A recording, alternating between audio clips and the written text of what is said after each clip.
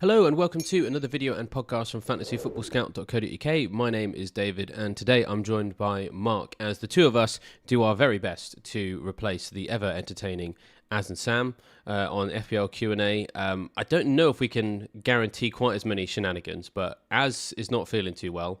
To be fair, there's a bug going around, isn't there? And yeah, Sam just a bit busy with a few other things. So we thought we'd step in. And we'll try our best to be as funny as we can, Mark. Do you feel the pressure already? Oh yeah. If you build up humor, it's never going to happen. So That's very true. Yeah, we'll try not to force it too much today. But yeah, as ever, we're here to answer some questions. It's of course the international break, so hoping you guys will forgive, the proverbial Gary Lineker being replaced by Mark Chapman on Match of the Day type situation that we got going on here. And so you guys know the drill by now. Get your questions in the chat. We'll do our best to answer as many as we can. But if you submit a super chat, then you get a guaranteed answer. So that's the way to go. If you want us to definitely answer it, that's the way to do it. We've already got a few questions in the chat and a few comments in the chat as well. Freddie's comment, I think I just spotted you laughing at that one. I don't know if I'm going to read that one out. I don't know if I want to scar everybody. But yes, I completely agree. There is slightly less tension here of a certain kind between myself and Mark. But we will do our best to work on that, just to make things more entertaining. Comment from Sokan in the chat, also very true. FPL never sleeps. It is, of course, the international break, and yet here we are. Thing is, though, it has been quite a quiet week, and I imagine it's been quite a quiet one quieter than usual for the editorial department. So what's it been like? We always enjoy these international breaks, so I'm guessing you're the same, Mark. we do, yeah. I mean, some people sort of use it, of course, to get much needed annual leave in, but certainly from an editorial point of view, it's a chance to focus on quality rather than quantity. Like on a regular week, you just fire the articles out, and of course they are very good. There is a quality to them, but certainly this week we've been able to spend more time on some real deep dives into certain topics, and hopefully they're being enjoyed. But yeah, well, maybe the viewers can let us know if the content in the international break's been enjoyed. I can empathise with you completely. The video has been very much the same. When you get that humdrum kind of one game week to the next, and you just need to get everything out. Sometimes when you get to the international break, more opportunity just to kind of like think with a cooler head, go that little bit extra level deeper.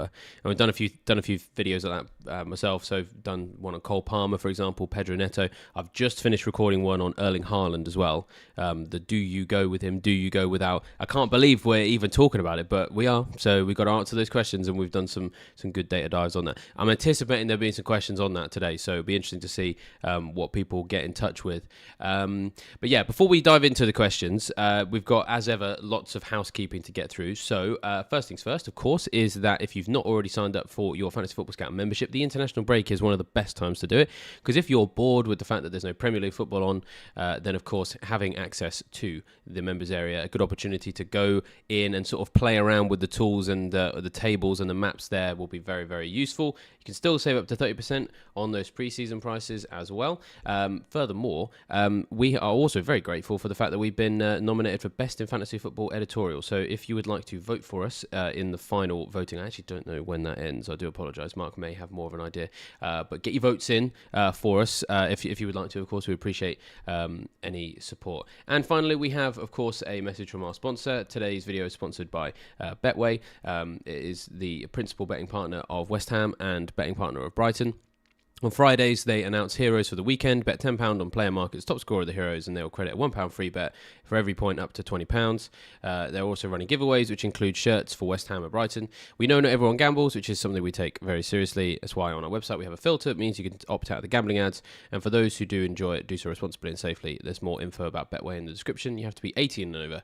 And of course, we encourage everyone to gamble responsibly and be gambleaware.org. Well, there we are. That is all of the housekeeping out of the way. As ever, there's always quite a lot to get through, even in the international break. Let's dive into some of these questions then. A reminder that if you want a guaranteed answer, Super Chat is the way to go. Otherwise, just lob your questions in and we'll pick out as many as we can. Now, I have to actually come back to Sokan here. I want to thank him for a lovely comment.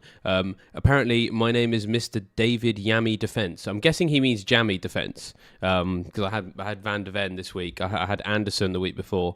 Big double figure hauls from differential defenders. Any defender recommendations? And then he's followed that up with 3 love hearts. So. Yeah, we'll start with defenders then. What's your defensive situation right now, Mark? Is there anyone you wish you had that you don't have? Anyone you've got your eye on? Well, I've just wildcarded in Gameweek 8. I'm just looking at the ranks on the screen there and very jealous of yours. I was pretty much at that position after Gameweek 5, and then it just completely went wrong. So wildcarded, and over the last few years, a wild card soon becomes a red arrow for me. That's like a horrible habit, but no, this time it was a decent first week, and there's no real regrets already. I'm quite pleased with having Cash and Udogie. Had Gabriel had his points on the bench against Man City. That was annoying. Now that he's dropped down to 4.7 million, it feels like and sort of take that risk a bit more. I think the only defender I don't have that I would want is having Trippier over Burn, but that was the sacrifice made to get the other expensive guys in. Yeah, that is the sort of issue right now, is that when we're recommending defenders, we've all of a sudden come into a situation where it's like Trippier versus Salah, which is the oddest 50-50 I've seen in a while, because they obviously don't play the same position. We talked a little bit about that on the latest episode of General's Orders in terms of reflecting on what it's like to have those two different types of teams. Largely, to be honest, it's kind of like it doesn't really make a difference. So what's really interesting is that both myself and General feel like we're having seasons that we're happy with. We sort of had a fairly solid-ish start. We're about 200k rank apart, which right now is not very much. And he is no Salah and has Trippier, and I'm no Trippier and have Salah. And so it seems to be working out. I actually was going to mention, Gabriel, I think that weirdly Arsenal have come back around and very much are kind of the team that people might want to consider investing in again. Timing is going to be important because we're just looking at the season ticker. They're 4th highest on defensive fixture difficulty over the next 6. One of those is Chelsea. Now, Chelsea admittedly haven't exactly been doing very well offensively this year, but of course, big London derby, you'd sort of expect there to be, at least an intention to score a goal from Chelsea. So I'd be a bit nervous about starting an Arsenal defender there. But from game week 10 onwards, you've got Sheffield United at home, then you've got Newcastle away, Burnley at home, Brentford away, Wolves at home. And so while I wouldn't sign an Arsenal player for game week 9, I would be quite happy signing one for game week 10 and then rotating him. And you've already mentioned he's down to 4.7 now, so he is arguably much more rotatable than he was at 5 million. So it's an interesting one. Other teams that are near the top of the season ticker include like West Ham and Newcastle, but in many ways, and so Aston Villa, sorry. In many ways, those are kind of obvious. I kind of feel like everybody knows what they need to know about Cash. Everybody knows what they need to know about Newcastle. It's really Arsenal that are sort of coming to the table as a sort of differential defensive asset, which is odd in a way because they were highly talked about at the start of the season, but they've got through this difficult patch and actually look in quite good shape defensively, don't they? Well, even some of those fixtures that are coming up, like, yes, Chelsea have turned it around with a couple of wins, but it was September 2 weeks ago, and they didn't score a league goal throughout September. So, that they could easily return back to that. I can tell you from a Newcastle perspective, Newcastle didn't score against Arsenal in either of last year's 2 games. So even that, in fairness, could have clean sheet potential. And then around that is the nice looking fixtures. So, yeah, Arsenal sat on top on 4 clean sheets alongside Crystal Palace. So they have been doing well, and their fixtures suggest that they will keep doing well. I'm glad you've mentioned Crystal Palace, because that is an opportunity for me to continue to mention the hero that is Joachim Anderson. Just what a guy. What a guy. Palace's fixtures still are nice, and I haven't had a chance to double check if the Palace Villa rotation is still on. It was working in the first 6, and now it seems to be working, but I haven't double checked how it lines up. But a Palace defender still makes a lot of sense in a rotation, because Newcastle away, Spurs at home, not great, but then Burnley away, Everton at home, Luton away, and as you've mentioned there, they have been one of the more reliable teams for clean sheets so far. So I think Anderson's maybe 4.8 now, so he's potentially rising out of what people would consider a budget rotation price.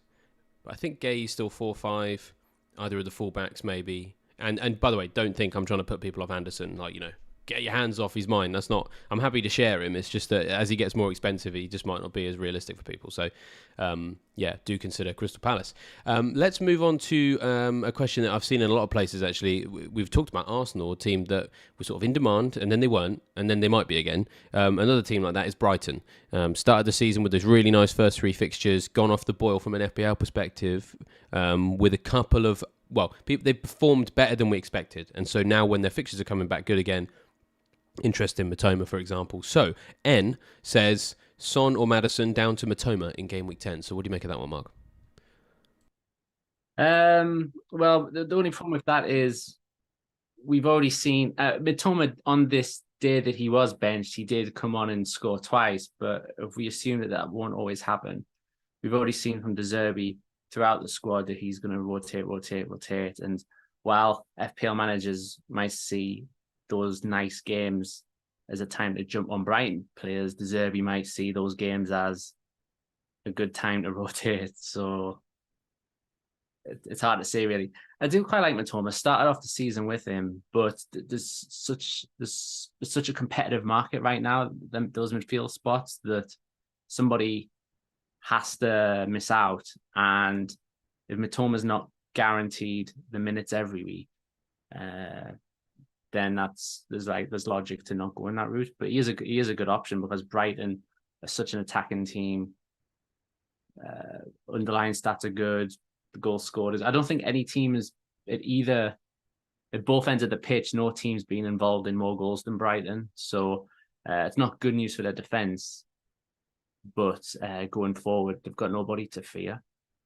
Yeah, very true. As you say, it is just sort of kind of trying to pinpoint who is the one to go for. I guess there's kind of 2 parts to this question, though, because I suppose, he's offered up as potential sacrificial lambs, or perhaps sacrificial cockerels in this case, Son and Maddison, as ways to get to him.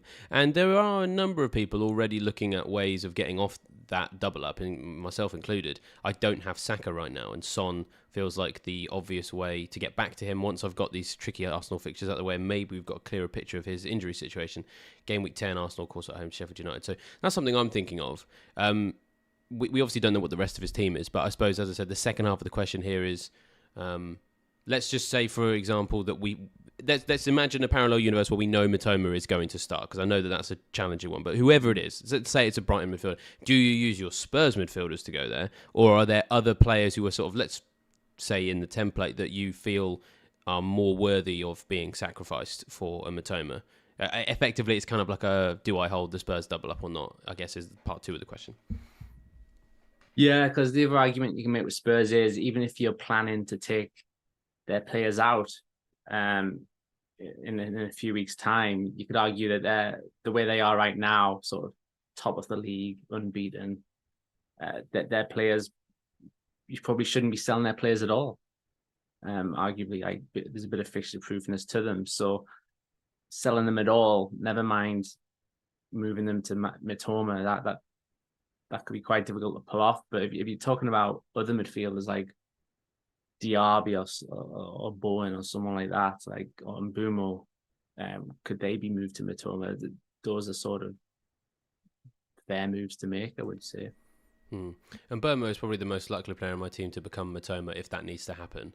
I did a video on him going into Game Week 9, kind of outlining that Brentford's fixtures actually, it's the next, it's 2 of the next 3. Burnley at home is the real test.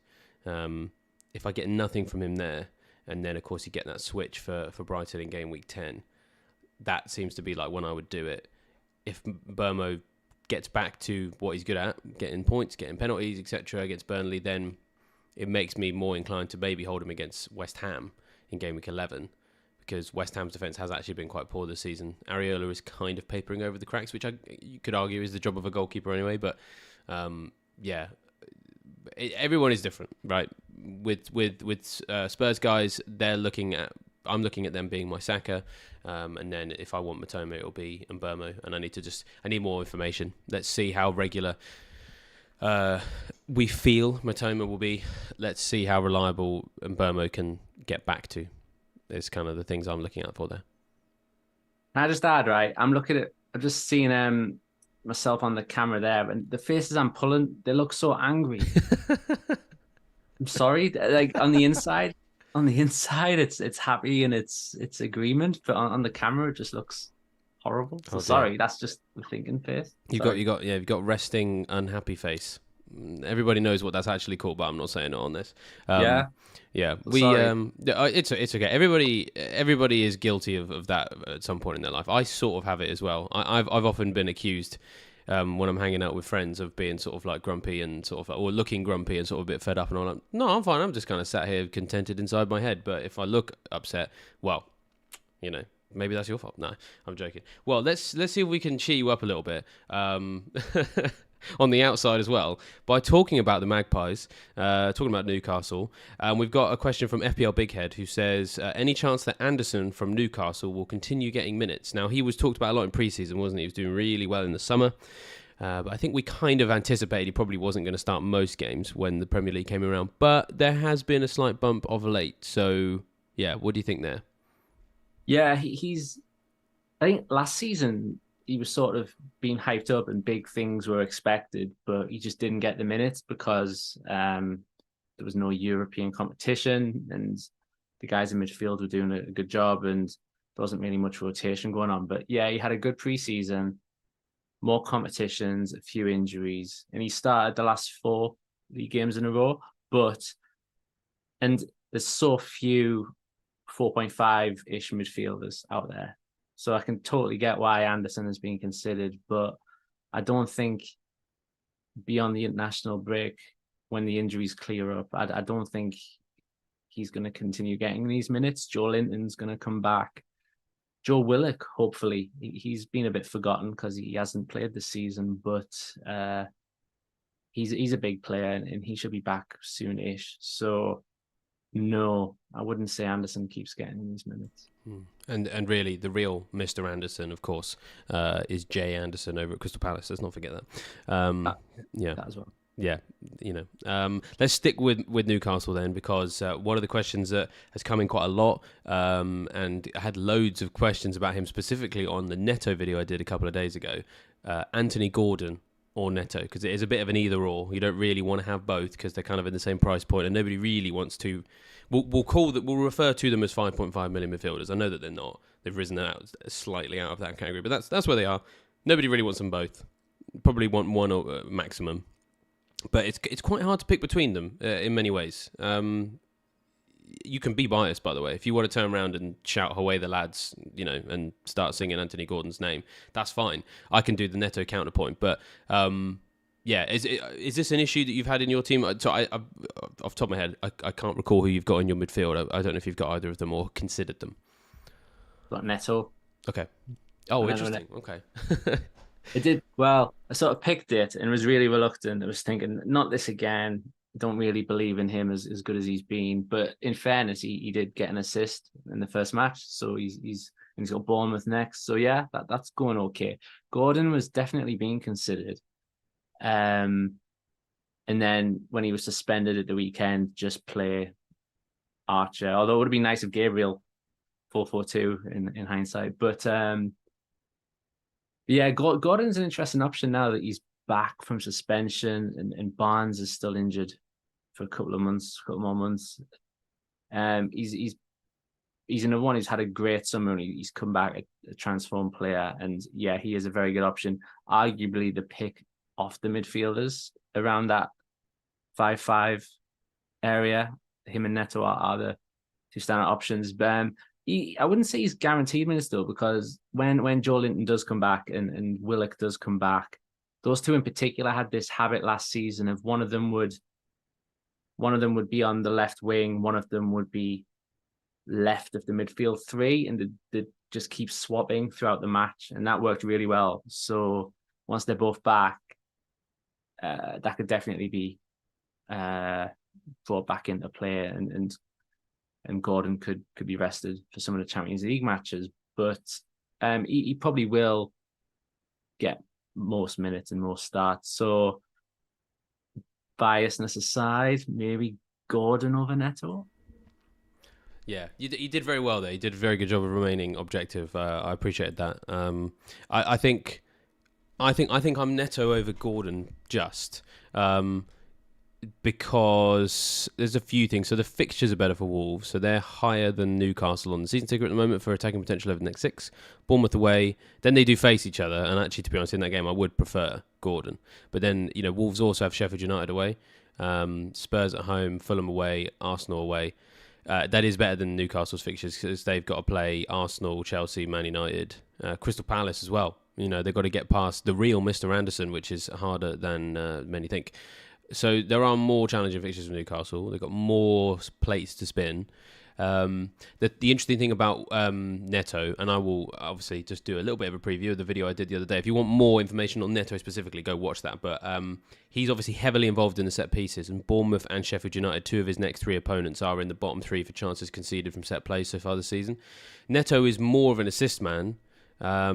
Gordon is no slouch creatively. They've actually both created the same number of big chances this season, which is crazy when you think about it. They both created 5 each, which I think is the joint second best in the whole division behind... Oh, no, sorry, it's the joint third best behind only Maddison, Trippier and Salah. So pretty fine company, let's be honest, for those two. Interestingly enough, Neto's had more shots in the box than Gordon, but he's had fewer shots on target, but has a higher XGI. So the stats themselves are sort of kind of... much of a muchness. They're sort of like one's ahead in one, the other one's ahead in another.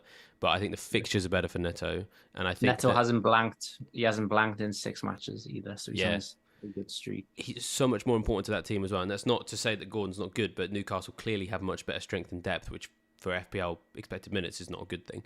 So yeah, Neto's gonna start most games, and yeah, really solid, exciting, potentially explosive matchups in the next 2 of the next 3, I should say. So yeah, that's quite a good one. Quite a few questions in the chat now about Haaland, so we probably have to address this now. Even if both of us are maybe thinking, why is this here? But I understand why. There's 2 or 3 of you, so I'm not going to go through and find all your names. I do apologise because there's so many of you asking this question. Maybe I'll try and find them while I throw to Marc. To get his views on a no Haaland team. Again, I'm really sorry. I should know this. Haaland, was he on your wild card? Yeah. Okay, cool. Stuck with him.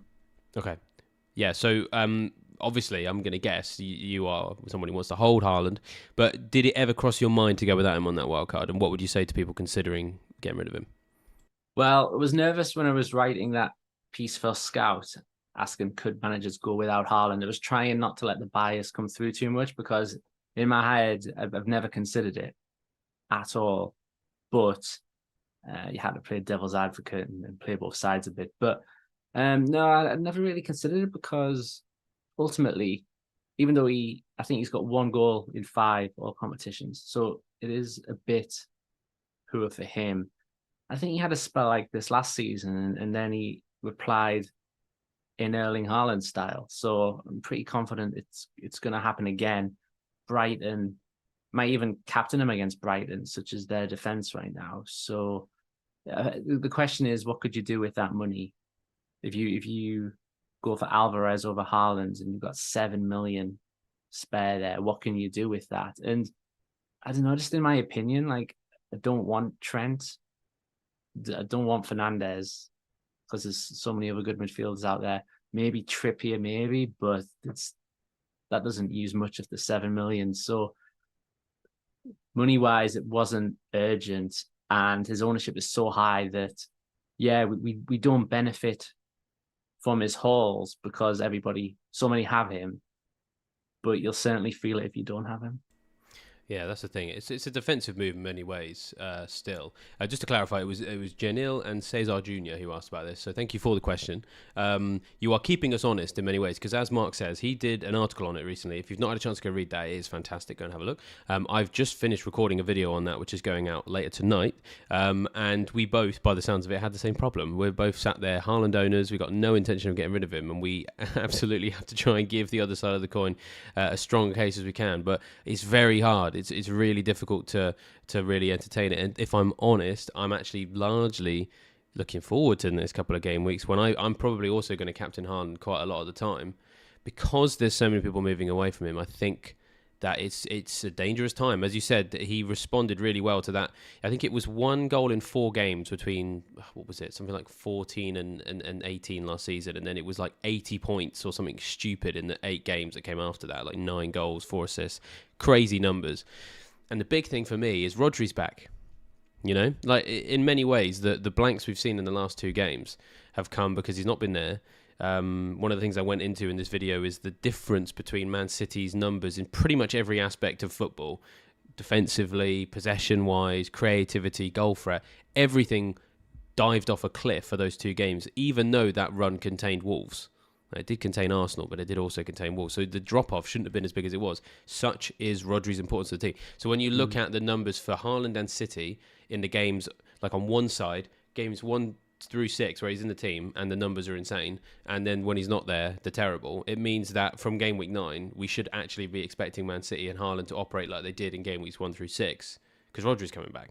So with him back in the team, that's going to make a huge difference, and that is one of the reasons why I want to captain Haaland for Game Week 9. And I don't want to sound opportunistic, but if there's a few people who aren't going to captain him, that makes me think, oh great, nice, I'll actually maybe get a green arrow out of captain him. Might actually get some gain from it finally. Yeah, completely. Yeah. In fact, that article has a table that has last season and this season side by side for things like shots per 90, big chances per 90, XG per 90, stuff like that. And he was so phenomenal last season, and his stats are basically as good as. He's better in a few, worse in a few. It kind of evens out. So he does cost a lot more money than last season. But ultimately, if you can't find much to do with that money, then I just don't think there's really a reason.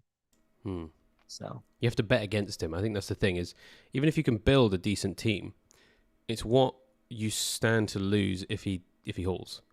Because if that effective ownership remains really high, you have to hope that he's going to blank for it to actually work. Because if you've got the best non-Haaland team and it succeeds, and Haaland also succeeds, like, what was the point? Because it'll probably just even out, and then all you've really done is create yourself undue levels of stress every time Man City takes to a football pitch. I see that as best case scenario in a world where he is performing. His stats are unreal compared to basically everybody else. So, yeah. I mean, that said, Tom in the chat does say that it's been very freeing not having him. So maybe it just depends on your playing style. If it was me, I'd be terrified every time Man City kicked a ball. But if you're the sort of person who isn't terrified by pathetic things like a football match, and you're more of an adult than me, and you can sort of, put FPL in a nice little box and not let it, dictate how you feel every day, then maybe it's going to be okay. But I don't know. I just feel like in terms of a roll of a dice, it's like trying to roll a hard 6 every time for that to be successful. It's definitely good for the game. I think that people are asking this question, and that people are. I think it's Seb from Scoutcast, I think wildcarded without. Yes. That Haaland, a couple of the Hall of Famers did the same thing, and it's good that we're sort of thinking like that, because it does sort of make the game a bit more fun. And yeah, it could be quite freeing to not have him. It's possible to be successful both ways. I know a few years ago, sort of did a deep dive into the final top 10 in FPL managers a few years back, and one of them basically never had Salah, and he was still right up the top. Wow. So there's always a way. It is possible to be brilliant without Haaland. So I don't want to sit on the fence with the answer, but it is possible both ways. I just prefer that way. Yeah, I think it's more possible this season than it was last season. I think that's the main thing, is that it's just that difference in price. I mean, the thing is, one of the things I looked at for the video was the fact that his value is rubbish. It's really bad. It's like 3.9 points per million spent, and you've got people like Watkins. It's like 7 or 8, and I think there was something like 15 strikers that offer better points per million spent than him, and that's just amongst the forwards. So it is more viable this season, but it's just a case of what that means for your team. Even if he's low value in terms of money to output, doesn't mean he's not going to hurt you if he's not there. because the captaincy has to come into that. So, yeah, it's good for the game. Completely agree. We've got a bit of a captaincy rotation coming up in the next couple of weeks, maybe, with 4 guys all involved: Saka, Son, Salah, Haaland, or if you use a little what's it called? The we use the first letter of everybody's names. I've forgotten what that's called now. Someone's going to remind me in the chat. Acronym. Acronym, that's it. The acronym for those guys is shh. There we go. Moving on. We have seen a little bit about Trent. So Jenel says expecting Trent clean sheet and assist in 3 at least to outscore Haaland in the next 6. What do you think there? I mean, everybody's so busy trying to work out if they can get Trippier in, kind of forgetting that Liverpool's fixtures are looking good. What would your thoughts be on Trent as a potential differential? Yeah, I sort of instantly dismissed him earlier at the start of the Haaland question. And yeah, on the other side of it, he does have brilliant games, and we all know what he can offer in attack. Liverpool have this habit of going 1-0 down at the moment. That's the thing. Like in a lot of games, they're sort of going 1-0 down, often turning it around. But without the clean sheets coming in, I think, is it just 1 so far this season? I still think sometimes if you're going to get a defender, even if he's very attacking, there's still got to be some clean sheet ability in there. But the games, even for Liverpool, those games do have clean sheet potential. Even if Everton, did you see that stat about Everton being number 2 for like goal attempts and things like that? Yeah, they're ahead of Man City and everything. It's crazy. Yeah. So even if they concede in the derby, it's Forest, Luton. Not long after that, Fulham, Sheffield United. There's got to be at least a couple of clean sheets in there, and knowing Trent, there'll be a couple of attacking returns. Yeah, he could do it, and if you do go without Haaland, then you may as well have Trent because you're going to have so much money. Yeah, it'd be rude not to have Trent if you go without Haaland. He's the sort of player you should have. You need to really like Trent to go not Haaland. I think Robertson, he seems to be doing better in terms of chances, like minutes per chance, stuff like that. He's been, I think he's the team leader for Liverpool for chances created, things like that. I know Trent has missed a couple of, but even when you do it per 90 or minutes per, that sort of thing, Robertson still comes out on top. So that could be another route to take. Well, yeah, he's 8 points ahead of him at the moment. 26 points for Robertson, 18 for Alexander-Arnold, as you mentioned. Some absences in there. But yeah, I would love to see Robertson come back into the situation because he was one of my favourite players back in the day when he was in his heyday. Brian has got in touch to offer us up another acronym for his team: Watkins, Areola, Son and Haaland, otherwise known as WASH. So yeah, a nice squeaky clean team for you, my friend. If you've got any other acronyms for your team, do let us know. We do enjoy those. Freddie's just mentioning in the chat that the top 2 in the world don't have Haaland right now. My comment on that is not to suggest that, so that is interesting to know, but you have to sometimes know exactly how to contextualize these things. I was having a look at some live FPL stuff, and there's fewer managers in the top 10k right now who have Haaland than outside the top 10k who have Haaland. And the reason why that is the case is because they went without Haaland and he blanked for 2 games.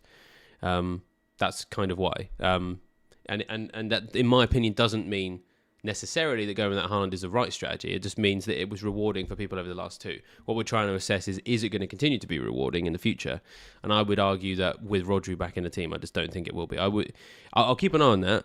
Freddie, I'm happy for you to at me on Twitter or something for us to keep an eye on that for next week. If next week, after Gameweek 9, the top 2 in the world still don't have Haaland, I'd say I'd offer you a pint, but I have no idea where you live. So but I kind of just feel like with the way that City are going to come back, I think they're going to come back well.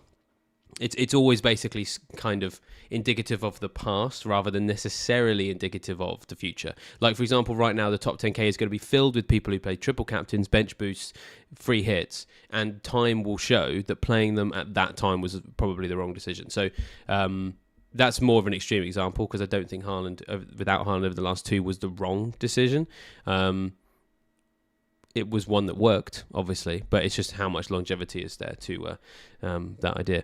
We've got a question from Zubin who says, well, it's actually not a question, it's just a statement, but I'm going to turn it into a question. Unpopular opinion, hold the United mids. So let's talk about the United midfielders. They're at home against, I think, is it Burnley? Oh, no, it's Sheffield United. It's a very favourable fixture, this. Bruno and Rashford on people's chopping blocks for a long time. Freddie is just pointing out that it was just an observation. Agreed. I'm not going with that. Well, it sounds like we can agree to shake hands and move forward with the same opinion. I'm glad you've clarified that. Thank you very much, Freddie. But yeah, sorry. Just back to United. Very much been on the chopping block for people. A lot of people don't have them anymore.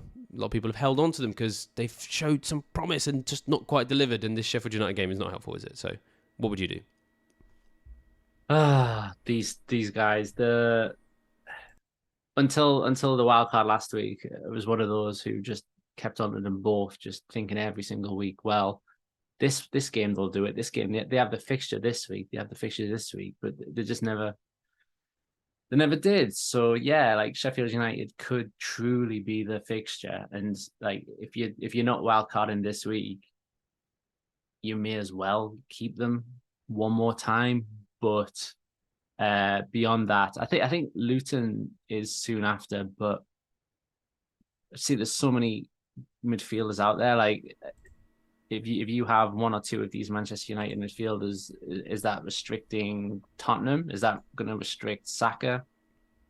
Some of these other guys. There's a lot out there, and they might have a couple of good fixtures coming up, but they've just been such a letdown. The underlying stats are. They're underperforming so much compared to them, which could be looked at in two ways. I know, like, they're definitely due a haul, but also they were due a haul last week, and they were due a haul the week before. Yeah. And it's just not happening. They've been due a haul for some time, yeah. I mean, I think I would hold... I'd be very surprised if you've got them both still. I imagine you've got one of them, but either Rashford or Fernandes. I would hold that guy for this week. Fernandes especially because of his involvement in the set pieces, and Sheffield United are just the worst team for that, conceding headers as well. I mean, Rashford is definitely worth holding too, because I mean, I was just going back and looking at those fixtures, and it is annoying because we've been doing this when we answer this question all season. But Sheffield United away, Fulham away, and Luton at home are 3 of the next 4. Now, Gameweek 10 is at home to Man City.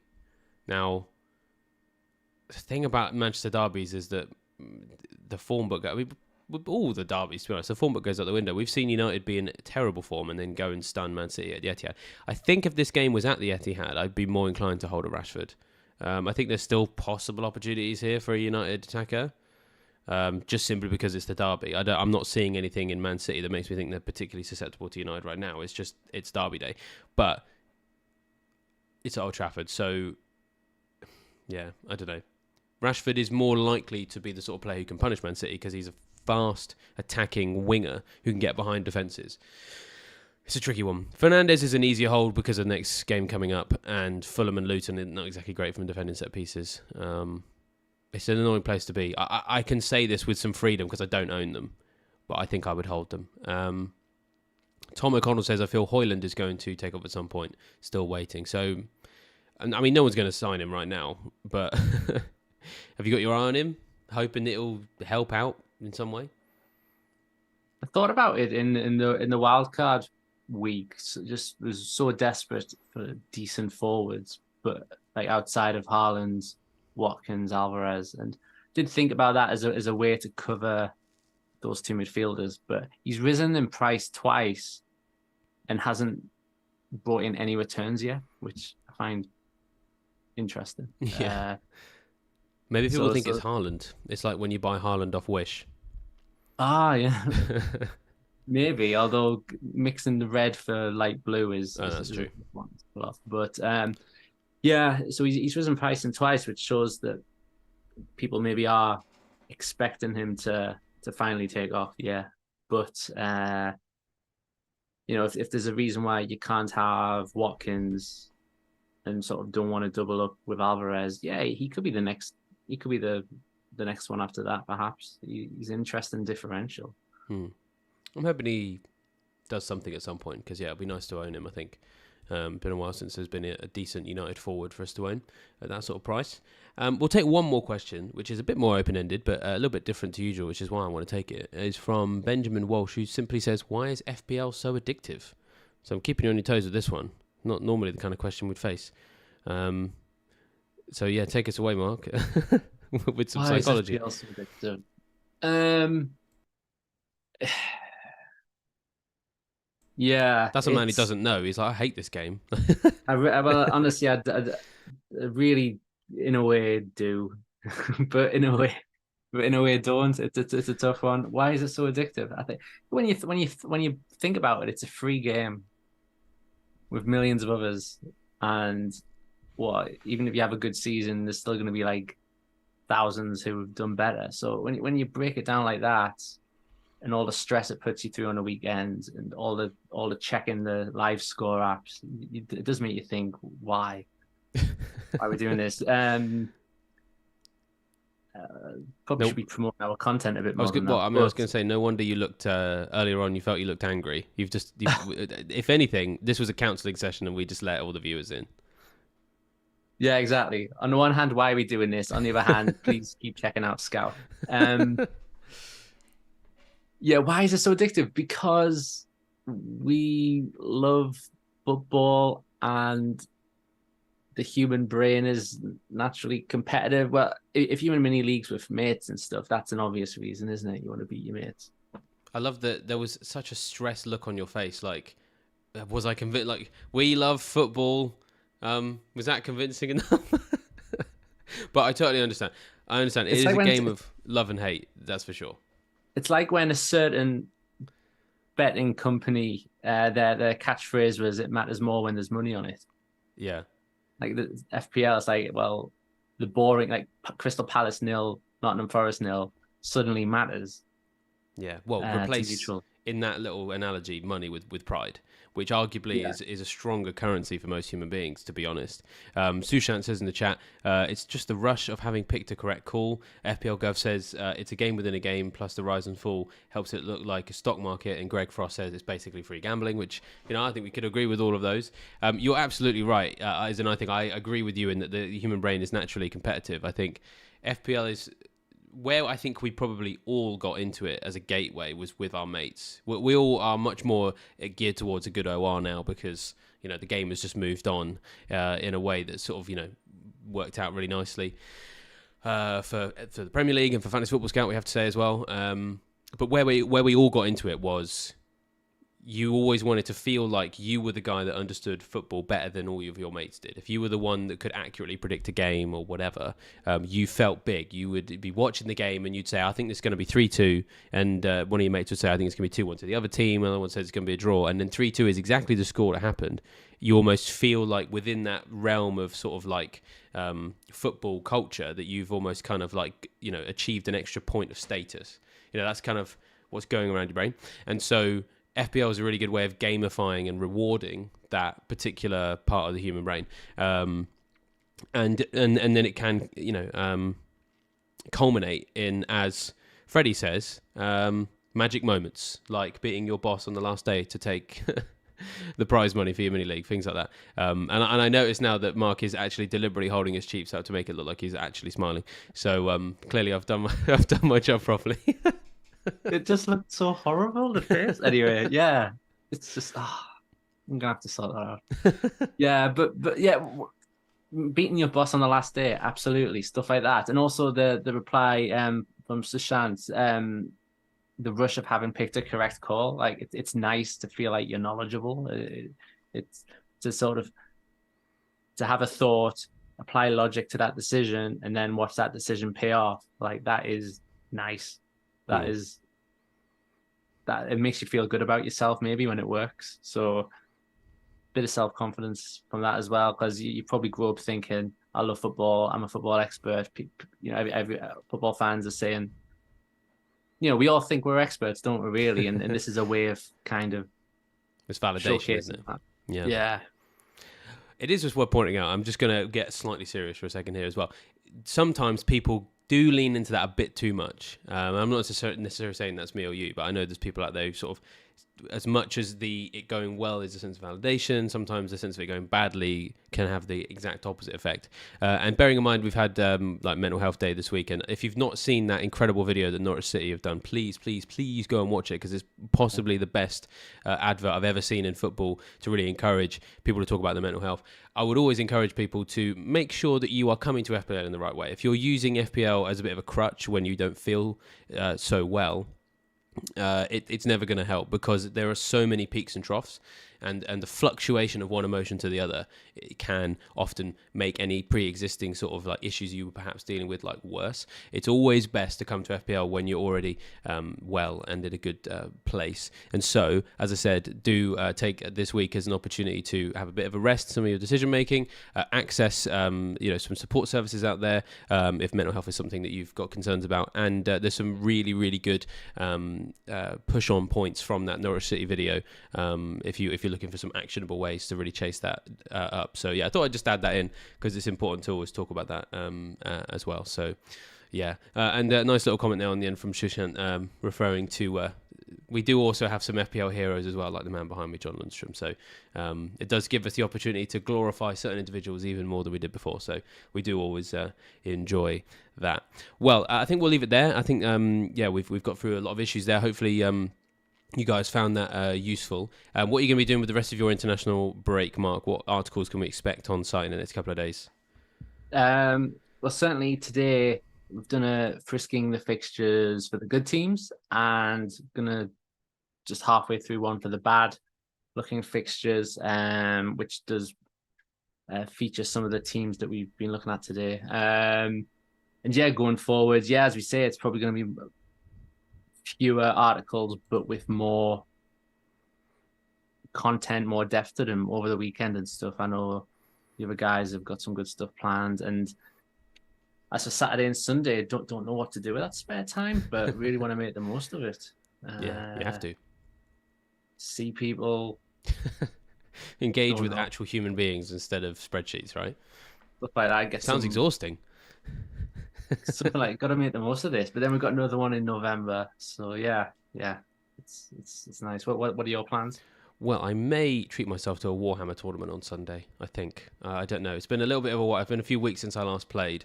I'm a little bit out of practice, but it's anyone out there who plays, it's my last chance to play with my Space Marines before they change a lot of the rules. So it could be a bit of a last chance saloon and a glorious goodbye for my Space Marines. Potentially. We'll see. I need to make a decision on that. But the point is I can, because there's no Premier League football on. So as you say, good opportunity to relax and enjoy some of the non-footballing activities that we have in our lives. Well, hopefully you guys have enjoyed this video. If you have, hit that like button, of course. It's free and it's a good way to support the channel. Hit the subscribe button and hit that bell notification as well, because then you won't miss a thing. Plenty of other content we've talked about on this video. Go and check that out. We've got the Haaland video coming tonight. Some other videos coming up in the next few days, and that bell notification especially is going to be helpful in the international break when the schedule is a little bit different. So make sure you don't miss a thing. Well, with that, we shall leave you fine folks to enjoy the rest of your international break, and we shall see you next time. Goodbye. Bye, everyone.